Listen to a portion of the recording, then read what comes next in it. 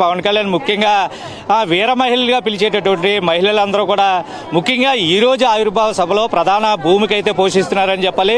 ముఖ్యంగా మనం చూస్తూ ఉన్నాం, చాలామంది ప్రస్తుతం వివిధ ప్రాంతాల నుంచి, రాష్ట్ర వ్యాప్తంగా చాలా ప్రాంతాల నుంచి తమ సొంత ఖర్చులతో పూర్తిగా కూడా తమ అభిమాన నేత పవన్ కళ్యాణ్ని చూడాలి, తమ 12 సంవత్సరాల పాటు పూర్తి స్థాయిలో కష్టపడినటువంటి ఎవరైతే తమ అభిమాన నేత ఎవరైతే ఉన్నారో, పార్టీని 12 సంవత్సరాల పాటు పోరాటం చేస్తూ వీళ్ళందరూ కూడా పూర్తిగా కూడా తమ బాధ్యతగా తమ వంతు ఏదో ఒకటి పార్టీకి చేయాలన్న ఉద్దేశంతో పూర్తిగా కూడా తమ సొంత ఖర్చులతో ఇక్కడికి వచ్చి ఈరోజు పవన్ కళ్యాణ్ తమ కోసం ఏం మాట్లాడతారనో ఆసక్తిగా ఎదురు చూస్తున్న పరిస్థితులు ఎదురున్నాయి. చాలా మంది మహిళలు ఉన్నారు, వాళ్ళు ఏ విధంగా ఫీల్ అవుతున్నారు ఈరోజు వాళ్ళని అడిగి తెలుసుకుందాం. ముఖ్యంగా అమ్మ చెప్పండి, ఈరోజు 12వ ఆవిర్భావ దినోత్సవం. మీరు గతంలో 12 సంవత్సరాల పాటు నుంచి కూడా పవన్ కళ్యాణ్ వెంట ఉన్నారు.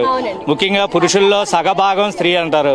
ప్రతి మగవాడి విజయం వెనకాల స్త్రీ ఉంటే ఖచ్చితంగా ఉంటుంది అని చెప్తూ ఉంటారు. ముఖ్యంగా 12 ఏళ్ళు అంటే పుష్కర టైం అయింది.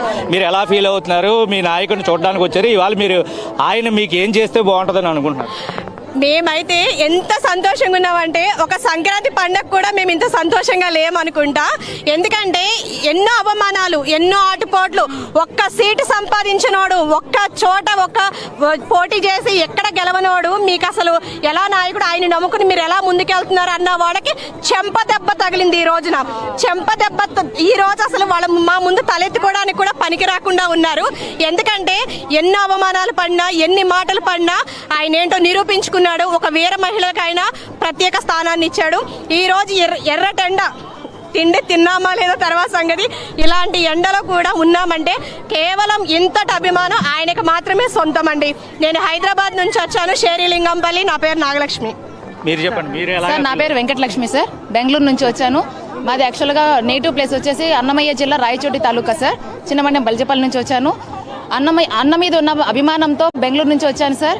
యాక్చువల్గా ఏంటంటే తిరుమల తిరుపతి వెంకటేశ్వర స్వామి కలియుగ దైవం అంటారు. కాకపోతే ప్రజలందరికీ దైవం మన ప్రత్యక్ష దైవం పవనన్న గారు.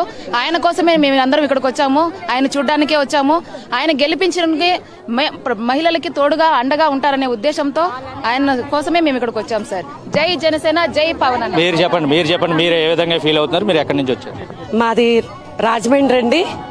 మాది వై శ్రీను గారి టీం అండి. కానీ చూడండి, ఈ ప్రజలను చూడండి, అసలు ఎండను లెక్క చేస్తలేదండి, తిండి కూడా లెక్క చేస్తలేదండి. చూడండి ఆయన అంటే ఎంత అభిమానం అండి, ఎంత ఇదండి, ఎంతమంది వచ్చారండి. భోజనం లేకపోయినా ఎండలు లెక్క చేయకుండా ఎండలో కూర్చుంటున్నారండి. భోజనాలు అయ్యి ఏర్పాటు చేశారు కదా, పుచ్చకాయలు అన్ని మీ పవన్ కళ్యాణ్ పుచ్చకాయలు ఇచ్చారు, మజ్జిగ ఇచ్చారు, అన్ని బాగున్నాయి, ఏమీ కొరత లేదు. కానీ ఆయన మీద అభిమానంతో చూడండి, ఫెసిలిటీస్ అన్ని కూడా అన్ని బాగా అరేంజ్ చేశారు. అంతా బాగానే ఉంది. ఎండనే కాదు, మాకు ఆకలి కూడా వేయలేదు. అసలు ఎవరిని కూడా మేము భోజనం కూడా చేయకుండా ఎంత హ్యాపీగా ఇక్కడ ఎంజాయ్ చేస్తున్నాం మేము. జై జనసేన, జై జనసేన, జై జనసేన. మీరు మాట్లాడండి, మీరు ఎక్కడి నుంచి వచ్చారు? మీ ఊరు ఏ ఊరు, ఎక్కడి నుంచి వచ్చారు, ఎందుకు వచ్చారు మీరు? మాది దాచేపల్లి గురజాల నియోజకవర్గం. మేము పవన్ కళ్యాణ్ పార్టీ వీర మహిళలు. అందుకని ప్రతి వాళ్ళు కూడా పవన్ కళ్యాణ్ ముందుకు రావాలని, ఎండ ఎనకండ కూడా పట్ట పగులు ఎంత ఎండలో కూడా పవన్ కళ్యాణ్ మీద వచ్చిందంటే ఎంత అభిమానం. ప్రతి ఈ పిఠాపురం ప్రతి మనిషికి నేను విజ్ఞప్తి చేసేది ఏంటంటే, ప్రతి వాళ్ళు నిజాయితీగా ఉండబట్టి ఇవాళ మనము పండగ చేసుకుంటున్నాం.